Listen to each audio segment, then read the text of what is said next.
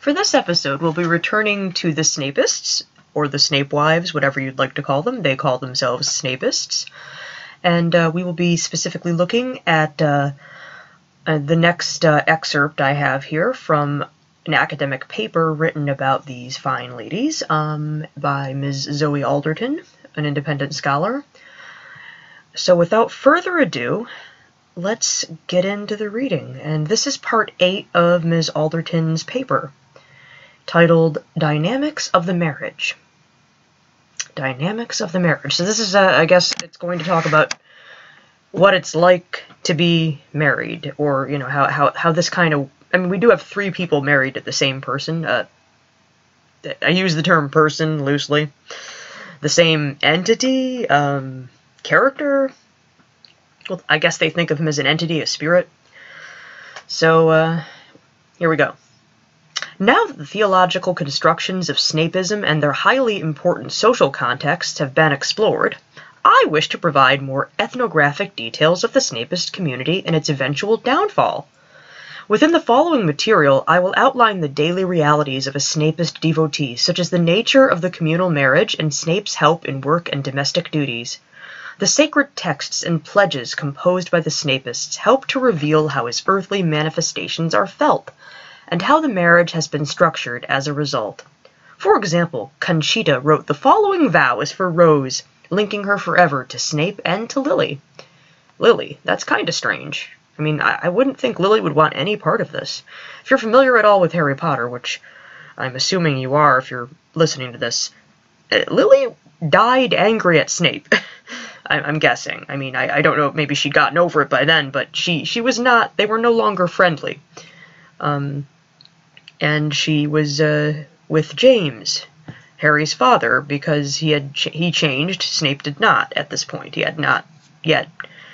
Well, he doesn't really change throughout the story that much, but he is better than we think he is. James, on the other hand, goes to the character development shop and becomes a better person, and Lily eventually ends up with him. A lot of people look at this, this is my aside, a lot of people look at this as, oh, well, she just went for the bad boy over the nice guy, but when you think about it, she went for the guy who changed for the better over the guy who changed for the worse. Anyway, that's not really that important right now. It just, this detail strikes me. I find it strange that they include Lily, the character of Harry's mother. Anyway, so Conchita wrote this. Beloved Severus, finally we stand here with you side by side, ready to seal our sacred commitment. As a token of our love and the proof of our eternal fidelity to you, here are our vows to you, only love strong and cherished. Our beloved Severus, we, Lily Evans, and Rose, ... in brackets, pledge these sacred vows. We'll always love you in good and bad times, in sickness and in health, no matter what will come on our path. What will come on our path, okay. Alright. I get strange phrasing. We'll always stand loyal beside you, proud to wear your name and to defend your honor.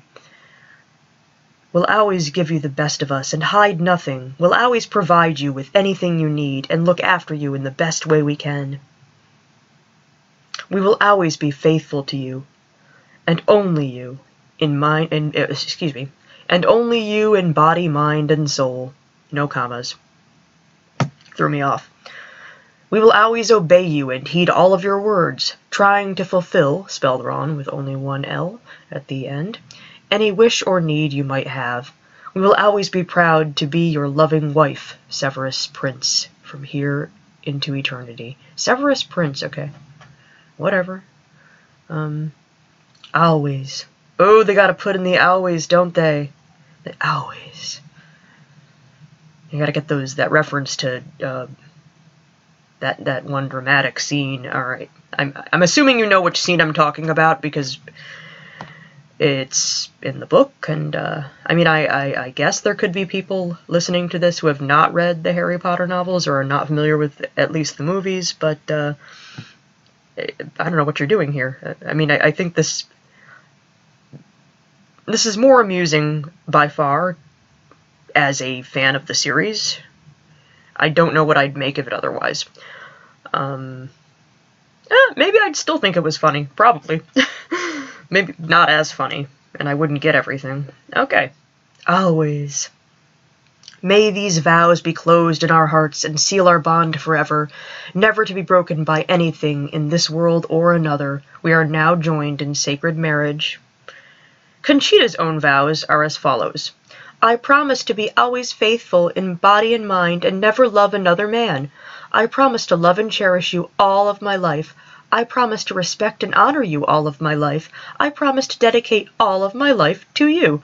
I promise to stand by you in good times and bad times, like when your computer makes a noise in the middle of recording a podcast. I promise to provide anything you need for you. I promise to take the best care of you. I promise to use your name with the respect it deserves.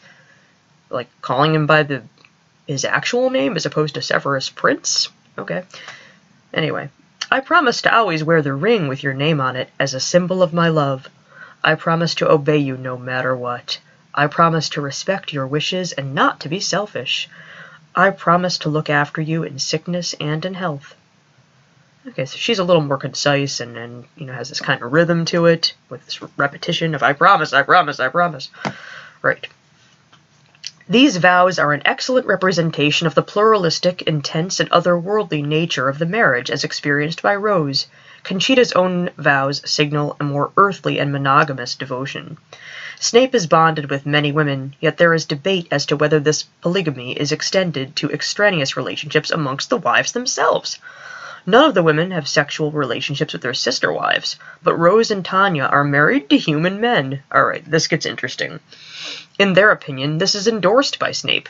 For example, in a vivid vision of her master, Snape demands that Tanya treat her husband with the same respect that she gives to him. Snape, as channeled by Tanya, announces, I am territorial and will only share you with one other physical intimate partner. I will not allow any crushes on others.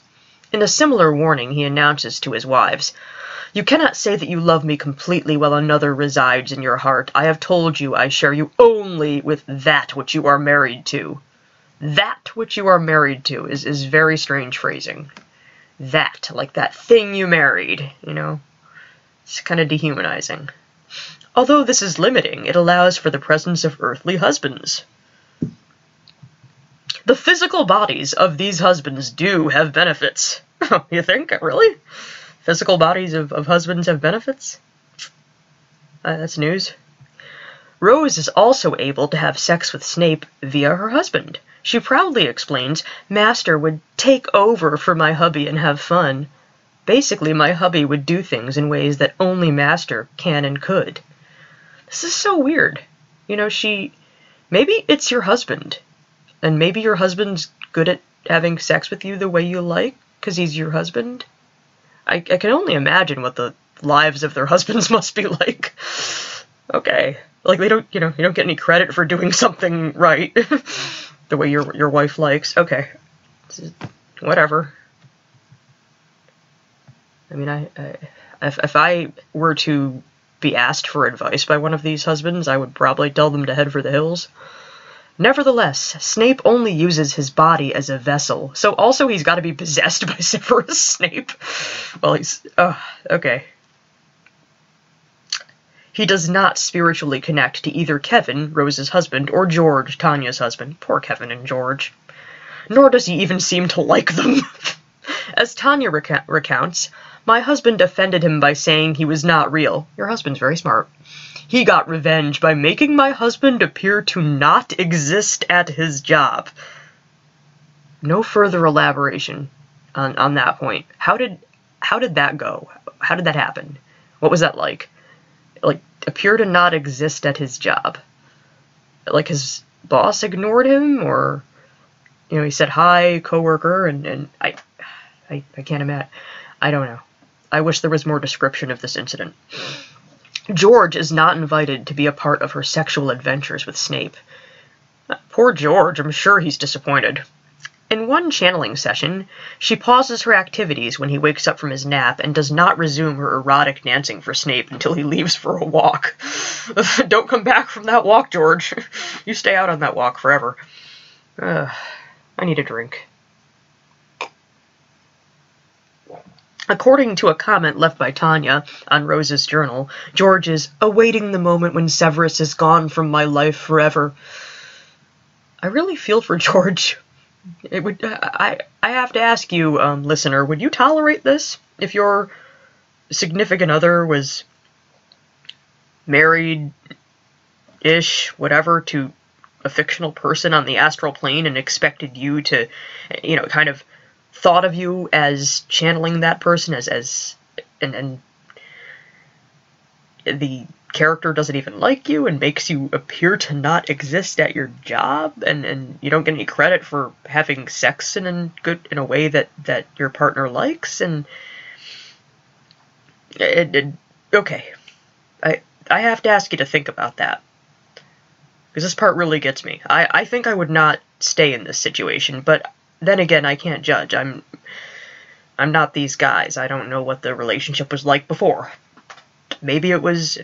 I don't know. I mean, it seems like you'd only get into this whole astral marriage business if you're not satisfied with what you currently have in your love life. So maybe there are problems that I don't know about. That's another thing. Alright. Rose laments. I can be sitting next to him either in a hot nightie or nothing at all, and he barely notices me. See? This is just what I was saying. Maybe there are problems in their relationships. No wonder I am more and more fleeing into my world with Master. See, now, it could go the other way around. It's possible she started this whole I'm married to Severus Snape business, and he stopped, reasonably stopped being as interested. Don't know. As epitomized in her erotic stories, Rose does indeed gain the satisfaction and attention from Snape that Kevin fails to provide. Tanya's visitations from and perceptions of Snape are also sexual in nature. Whilst dancing in her chair to a variety of upbeat songs, Tanya channels Snape's energy for some non-corporeal sex. She realizes that abandoning oneself to music and moving to it mimics the thrashing of one's body in the midst of an orgasm. I don't know, I like music, but not that much, I guess. I mean, yeah. Tends to be inspiring creatively to me, but not... Yeah, I don't thrash around like I'm coming. Right. Snape's spirit form is able to procure a range of sensations within her. Tanya can feel his fingers across her body. Procure a range of sensations. Alright. Tanya can feel his fingers across her body. She confesses, it might be lucky that I can't see him or grab him, 'cause I would be on him in the floor behind me, going wild on him! Exclamation. I would be on him in the floor behind me, going wild on him. Like, I'm trying to picture the position she's describing. Is it like you back that thing up on somebody really, really hard and crash them into the floor behind you, and then... is that... What are you picturing, dear listener? I'd like to know. Snape takes the time to arouse Tanya. She reminisces. He has sat there for over an hour just stroking and sucking on my neck and shoulders. He is so erotic. Snape is, however, a jealous god. In a set of rules he conveyed to Tanya, he states, I am unlike anything you have ever known previously, or will know. I will not be just another passing fancy that you put aside when you see something new. Do not make me jealous, you will regret it. I shall not be put on the same level as your previous conquests. ... Oh, ominous. The question of what it takes to be monogamous with Snape is one of the many theological battles that plagued and eventually destroyed Snapeism. Rose also has an intense interest in NCIS actor Mark Harmon as Agent Gibbs, who she has photoshopped into domestic scenes with Snape.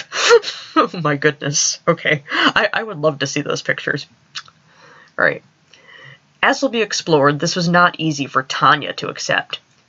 Tanya even struggles with her own attraction to Alan Rickman, who, if you don't know, plays Snape in the movies, and has to force herself to stop looking at images of him from his other films. He's, he was kind of old at the time he played Snape. I mean, Snape was supposed to be in his 30s or so, I guess, and believe Rickman was in his 50s or 60s, and for that age, like, you know, he wasn't like a hard 50s or 60s look, you know, not a bad looking man at all. But I wouldn't say that I look at him and drool. They could have picked a younger actor for Snape. Actually, given the description, probably the dude who plays Kylo Ren, Adam Driver, would have been a good choice. Although this was years ago, so he would have been too young at the time. That's just my thought on the matter. Alright. Then again, he's too good looking. Because he's like weird good looking, awkward, like he's kind of like awkward hot. And Snape's not supposed to be good looking. That's not the way he's really described. Alright. Conchita takes a hardline approach of rejecting any other partners, including possible boyfriends or spouses. She also refuses to masturbate because she feels this would contradict her vows. Didn't we just read her vows? Did it say anything about masturbating? That's weird. Right. Yeah. I advise everyone to not take vows against masturbating. You know how there's like no FAP November or whatever? I feel sorry for my male, you know, counterparts in life who decide to do that, because that's it. No, you know what? I don't feel sorry for them. They bring it on themselves. It's stupid. You're gonna choose a miserable month and deny yourself one of the few free, readily available at all times human pleasures. Well, you know, you bring your own misery on yourself if you do that. This has set her in contrast to her sister wives and their earthly husbands. Appalled that a coworker had a crush on her, Conchita explains, "I am Severus's woman, so I will not be with other men. Being with Severus is satisfying enough. Why would I ever need another man?" Her colleagues' advances only make her more excited for upcoming nuptials. Nuptials. I always had trouble with that word. Unfortunately, the details of the wedding are scant. ... Okay, I might have put those dots there. And as I was copy-pasting. Yeah. I would like to... The details of the wedding, I would certainly like to know. It is unfortunate that they are scant. So, we go on to an excerpt from chapter, or section 9 of Ms. Alderton's paper, Life with Snape. And I guess this gets on to what it's like to actually be married to him. Conchita describes her connection to Snape as normal in daily life. Although the wives do have devotional spaces for Snape, such as the poster room, this is no discrete zone. This is no discrete zone into which he is limited.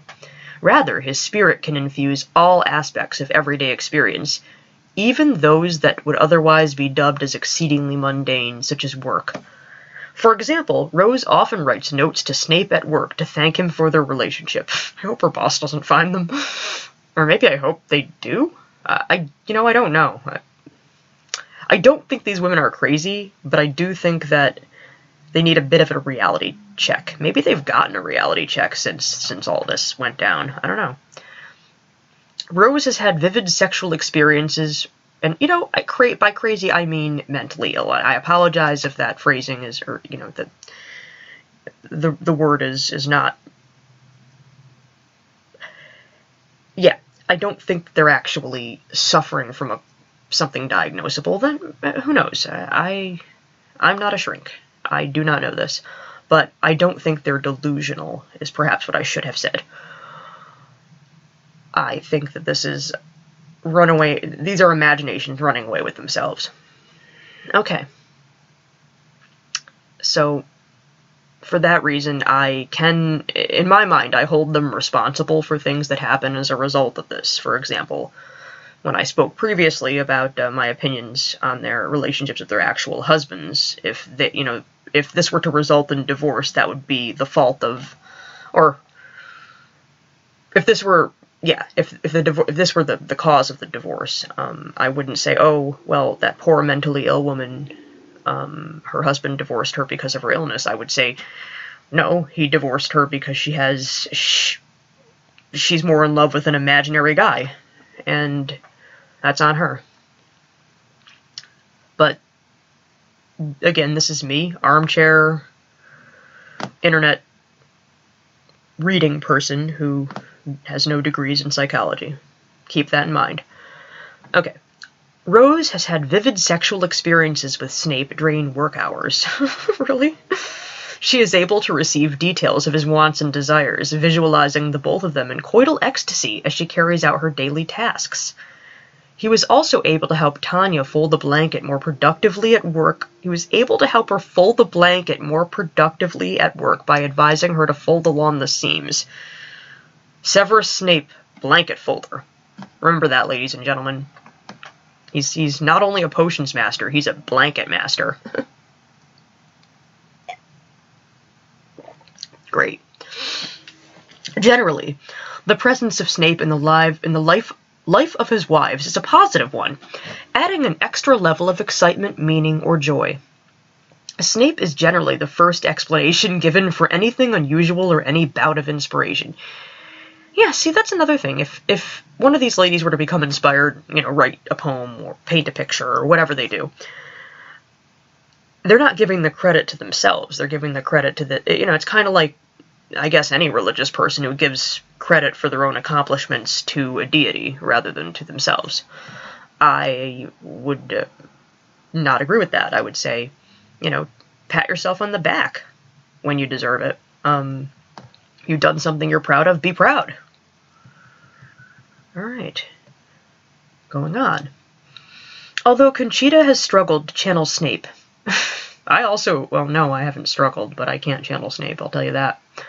Though Conchita has struggled to channel Snape, she has managed to use him as a voice of inspiration for daily tasks, such as picking out an appropriate Christmas season menu, and picking presents for her daughters. Bear in mind, this woman has daughters. She is also able to determine that he dislikes the sweetness of Sinterklaas candy. Sinterklaas? I don't know what that is. And approved of a steak she cooked in 2006. He approved of a steak she cooked in 2006. Okay. Conchita also feels that Snape dislikes her mother and the negative attitude she brings to Christmas celebrations. Well, maybe Conchita should take responsibility for her own feelings toward her mother. Right. Many of her entries concern how she would feed Snape to show her appreciation of him, anticipating a future time in which this will be possible. Like when? When she's dead? Regarding the regional dish of soused herring, Matjes herring, is she Scandinavian? I'm not really sure. She notes, so regarding this dish, she notes, I know already if I am going to eat with Severus alone, no kids. He wants one. So he wants this type of soused herring. I don't know what sousing is either, but I'm a little alarmed that she has kids. Like, do they know about this? What do they think of? I mean, surely now they know about it. That's embarrassing. Conchita wants to be hospitable to Snape so that she can show him just how much he is loved here. I really, really hope he will enjoy himself with us, as I wish him to feel at home and be happy. For Thanksgiving, Snape helps Rose to thaw and tenderize her turkey, and gives Tanya inspiration with seasonings. See, yet again, they're just, like, maybe you're just a good cook. Maybe you pat yourself on the back, ladies. Pat yourself on the back. Don't give credit to some non-existent asshole. Yeah, I have, at best, mixed feelings about this character. Snape is also a healer for his wives. He helps to relieve Rose's period pain with his enchanted blanket.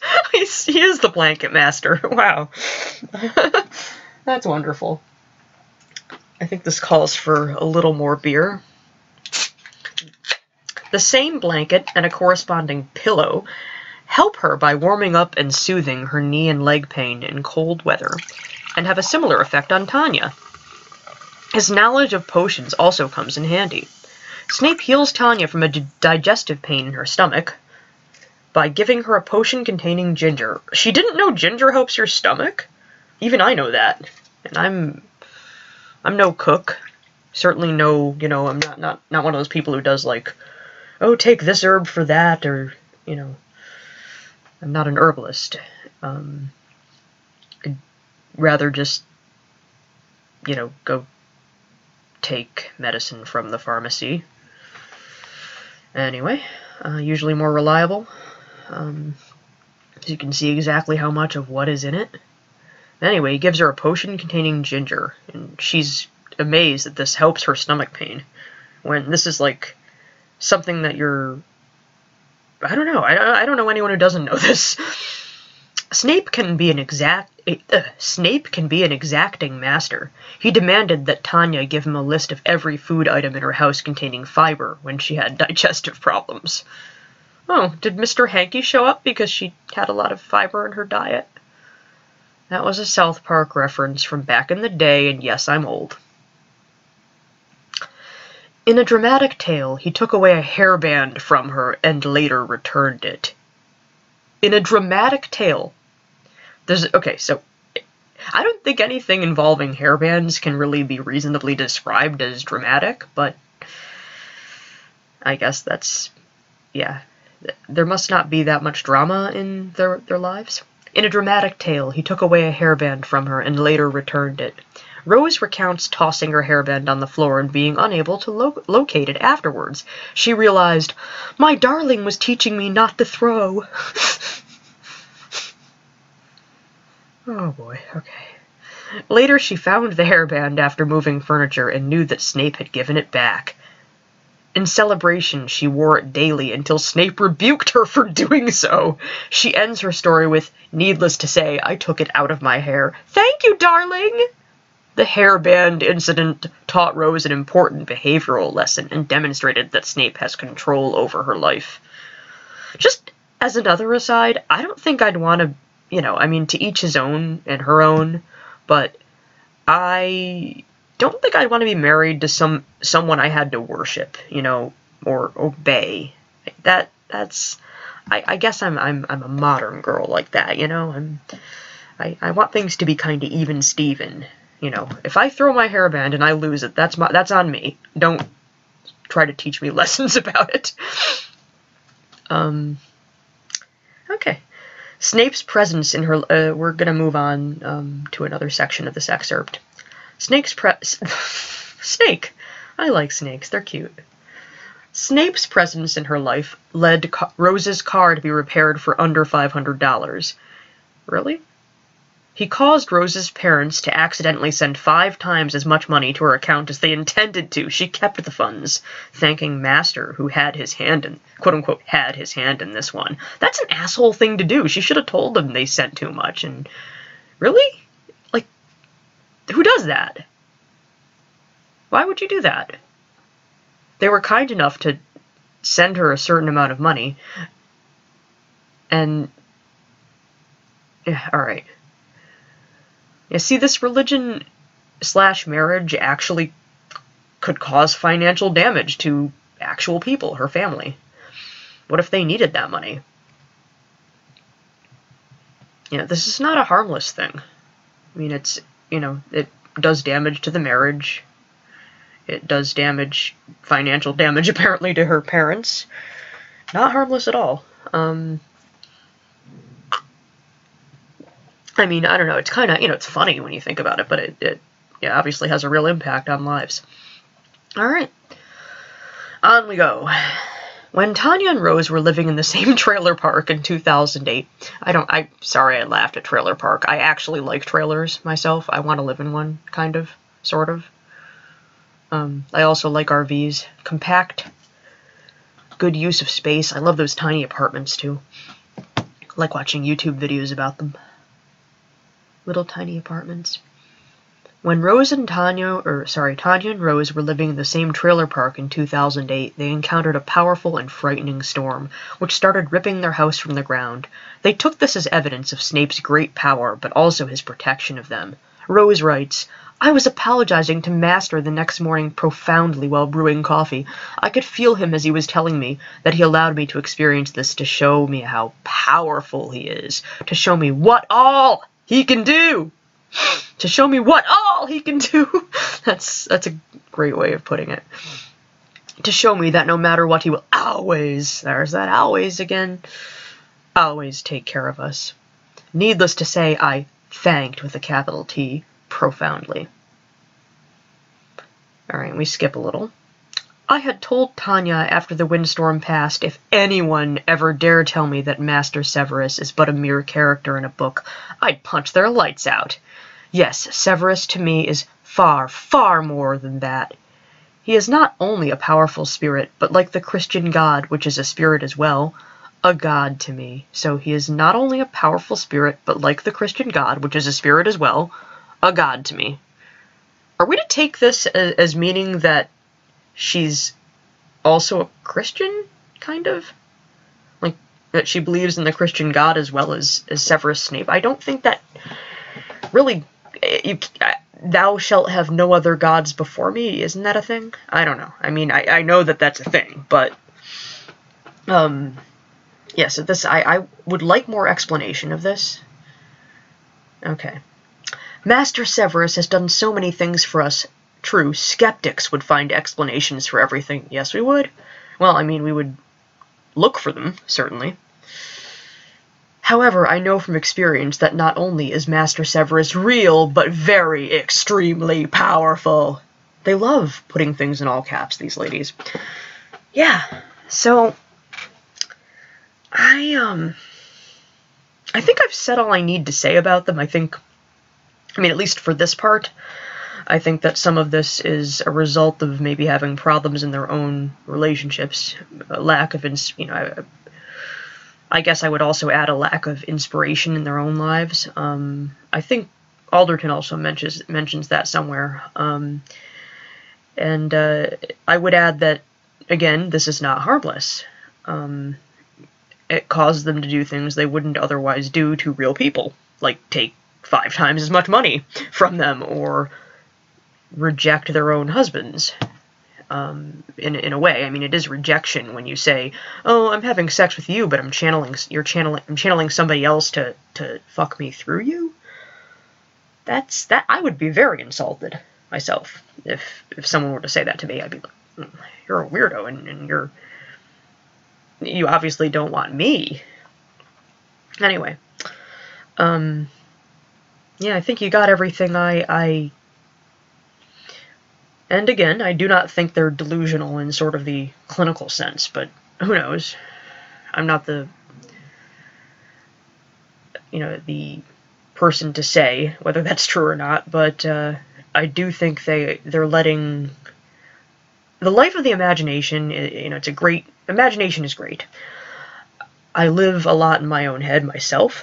I enjoy making up stories. I like writing. I spend a lot of time with characters I've created. I like to read fiction. I spend a lot of time with characters other people have created. It's beautiful. I don't take it this far, and I can't imagine taking it this far, so this is just sort of baffling to me. I mean, if all of this imaginative energy were put towards something else, maybe I could respect it. As it stands, well, I think I said a similar thing about the dead Nazis. I can only hope these people have come to their senses. Since I mean, this was in the earlier 2000s. We're in 2019 now, so there's a possibility that the people involved have moved on. And if so, I commend them. That's good. If not, then that's unfortunate, but not much we can do about it, is there? Anyway, thank you for listening to the second installment of Examining the Snapists. Bye, and good night, good day, good morning, good evening. Did I miss any goods? Nope, I don't think so. Bye.